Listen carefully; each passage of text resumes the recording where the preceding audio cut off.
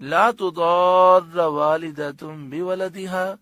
ولا مولود له بولدہ، ماں کو نقصان نہ دیا جائے اس کے بچے کی وجہ سے، اور نہ اولاد والے کو یعنی باپ کو نقصان دیا جائے اس کی اولاد کی وجہ سے۔ یعنی مراد یہ ہے کہ ماں کو دودھ پلانے پر مجبور نہ کیا جائے۔ جب بچہ ماں کے دودھ کا محتاج نہ ہو، یعنی ماں کے دودھ کے بغیر بھی بچے کا گزارا ہو سکتا ہو، کوئی عورت دائی دودھ پلانے والی ہو، تو اگر ماں دودھ نہ پلانا چاہے، مثلا طلاق ہو گئی، عدت گزر چکی، اب وہ دودھ نہیں پلانا چاہتی، تو اسے مجبور نہ کیا جائے، کیونکہ یہاں پر طلاق کے بعد کے احکامات بیان ہو رہے ہیں۔ اور یہ جو فرمایا گیا کہ جو باپ ہے اس کو اولاد کی وجہ سے تکلیف نہ دی جائے، تو فرمایا زیادہ اجرت طلب کر کے اور اسے بہت سارے مطالبات کر کے، بلیک میل کر کے اسے تکلیف نہ دی جائے، کیونکہ بسا اوقات ایسا ہوتا ہے کہ باپ اپنے بچے سے بڑی محبت کرتا ہے، تو سامنے والا فریق یہ تصور کرتا ہے کہ یہ محبت سے مجبور ہے، تو جس طرح ہم مطالبات کریں گے وہ ماننے کے لیے تیار ہوگا۔ کبھی ماں اپنے بچے سے محبت کر رہی ہوتی ہے اور طلاق ہو چکی ہوتی ہے، عدت گزر چکی ہوتی ہے، تو اس کی محبت کو دیکھتے ہوئے اس کو ضرر دیا جاتا ہے اور اسے تنگ کیا جاتا ہے۔ ایک ترجمہ اس کا یہ بھی ہے اس آیت کریمہ کا کہ ماں اپنے بچے کو ضرر نہ دے اور باپ اپنی اولاد کو تکلیف نہ دے۔ بچے کو ضرر دینا، تکلیف دینا یہ ہے کہ اس کو وقت پر دودھ نہ دے اور اس کی نگرانی نہ رکھے، یا اپنے ساتھ مانوس کر لینے کے بعد اسے چھوڑ دے۔ اور بچے کو باپ کی طرف سے ضرر دینا یہ ہے کہ مانوس بچے کو ماں سے چھین لے یا ماں کے حق میں کوتاہی کرے جس سے بچے کو نقصان پہنچے۔ وَعَلَى الْوَارِثِ مِثْلُ ذَلِكَ، اور جو باپ کا قائم مقام ہے اس پر بھی ایسا ہی واجب ہے، یعنی اگر بچے کے باپ کا انتقال ہو جائے تو جو اس کی جگہ قائم مقام ہے، یعنی بچے کا دادا، اور اسی طرح بچے کے جو چچا ہیں، تایا ہیں، ان پر بھی اسی طرح کے حقوق ہیں، یعنی بچے کی پرورش کی ذمہ داری بچے کے ان رشتہ داروں پر ہے جو باپ کے قائم مقام ہیں۔ فَإِنْ أَرَادَا فِصَالًا عَنْ تَرَاضٍ مِّنْهُمَا وَتَشَاوُرٍ، تشاور مانے مشورہ اور ترادن مانے باہمی رضامندی، تو فرمایا کہ پھر اگر ماں باپ دونوں آپس کی رضا اور مشورے سے دودھ چھڑانا چاہیں، فلا جناح علیہما، تو ان پر کچھ گناہ نہیں، یعنی 2 سال سے پہلے دودھ چھڑانا چاہیں اور بچے کو کوئی نقصان پہنچنے کا اندیشہ نہ ہو تو پھر حرج نہیں۔ وَإِنْ أَرَدْتُمْ أَن تَسْتَرْضِعُوا أَوْلَادَكُمْ، اور اگر تم چاہو کہ دائیوں سے اپنے بچوں کو دودھ پلواؤ، فلا جناح علیکم،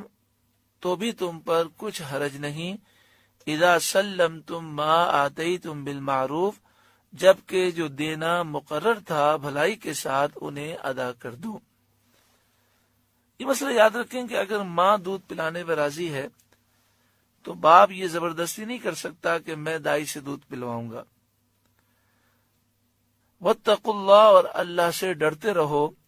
واعلموا ان اللہ بما تعملون بصیر، اور جان رکھو کہ اللہ تمہارے کام دیکھ رہا ہے۔ والذین یتوفون منکم، اور جو تم میں سے انتقال کر جائیں، وَيَذَرُونَ أَزْوَاجًا، اور اپنی بیویاں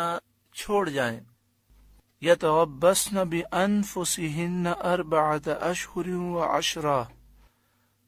تو وہ 4 مہینے 10 دن اپنے آپ کو روکے رہیں۔ یہاں پر بیوہ عورت کی عدت کا بیان ہے کہ جس کے شوہر کا انتقال ہو جائے تو اس بیوہ عورت پر 4 مہینے اور 10 دن عدت گزارنا ضروری ہے۔ لیکن یہ مسئلہ یاد رہے کہ یہ اس خاتون کی عدت ہے کہ جو حاملہ نہ ہو، اگر کوئی عورت امید سے ہو اور اس کے شوہر کا انتقال ہو جائے تو اس کی عدت وضع حمل تک ہے۔ فَإِذَا بَلَغْنَ أَجَلَهُنَّ، تو جب ان کی عدت پوری ہو جائے، فَلَا جُنَاحَ عَلَيْكُمْ فِي مَا فَعَلْنَ فِي أَنفُسِهِنَّ بِالْمَعْرُوفِ، تو اے عورتوں کے والیوں، تم پر مواخذہ نہیں اس کام میں جو عورتیں اپنے معاملے میں موافق شرع کریں۔ بیوہ عورتیں جب عدت گزار لیں، اس کے بعد یہ کسی اور سے نکاح کرنا چاہیں تو اس میں کوئی حرج نہیں۔ زمانے جاہلیت میں لوگ اس کو بہت معیوب سمجھتے تھے، بلکہ زمانے جاہلیت میں تو وہ عورتوں پہ بہت ظلم کرتے۔ جب عورت بیوہ ہو جاتی تو اسے منحوس سمجھتے اور کسی کمرے میں بند کر دیتے، یہاں تک کہ وہ اسی کمرے میں مر جاتی مگر اسے نکلنے کی اجازت نہ ہوتی، بلکہ ساری زندگی جب تک وہ زندہ رہتی اسے نہانے کی بھی اجازت نہ ہوتی۔ یہاں تک کہ تفسیروں میں ایسے ایسے عجیب معاملات لکھے ہیں کہ جب ہم زمانے جاہلیت کے معاملات پڑھتے ہیں انسان کا دل کانپ جاتا ہے۔ نبی اکرم صلی اللہ علیہ وآلہ وسلم کی آمد سے عورتوں پر کتنا کرم ہوا۔ تفسیروں میں لکھا ہے کہ ان کو ایک کمرے میں بند کر دیا جاتا اور انہیں اپنی طبعی حاجت کے لیے بھی باہر نکلنے کی اجازت نہ ہوتی، نہانے کی اجازت نہ ہوتی، کپڑے بدلنے کی اجازت نہ ہوتی۔ اندر جو ہے کھانا پھینک دیا جاتا کہ وہ کھانا کھا لیں، اور کبھی کھانا دیا جاتا کبھی نہ دیا جاتا، یہاں تک کہ ان کے جسم میں کیڑے پڑ جاتے اور اس طرح وہ ہلاک ہو جاتی۔ اس قدر ظلم کیا جاتا۔ پھر جب اسلام کا ابتدائی دور تھا تو عدت 1 سال مقرر کی گئی، جس کا آگے ذکر آ رہا ہے، اور پھر اس آیت کریمہ میں عدت کو کم کیا گیا اور 4 مہینے اور 10 دن عدت مقرر کی گئی۔ اب چونکہ زمانے جاہلیت سے سوچ یہ بنی ہوئی تھی کہ جو عورت بیوہ ہو جائے وہ کبھی نکاح نہیں کر سکتی، تو اس آیت کریمہ میں اس سوچ کو ختم کیا گیا اور فرمایا کہ اے عورتوں کے والیوں، اے عورتوں کے رشتہ داروں، اگر عورت عدت کے بعد نکاح کرنا چاہے تو تم رکاوٹ نہ بنو۔